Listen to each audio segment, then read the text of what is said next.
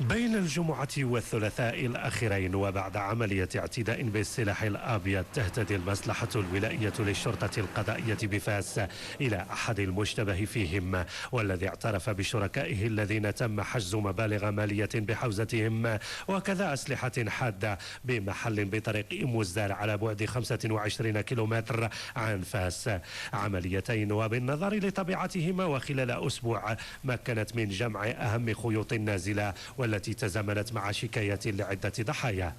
اليوم الجمعة المنصرم تعرضوا 4 ديال الضحايا لاعتداء تحت تهديد بالسلاح الأبيض من طرف 4 أشخاص على مدرجة على متن السيارة. تمت إجراء التحريات من طرف المصلحة الولائية للشرطة القضائية، وتم التوصل إلى معلومات عن هاد المشبوهين وتبين أنهم يقطنون خارج المدار الحضري خارج مدينة فاس.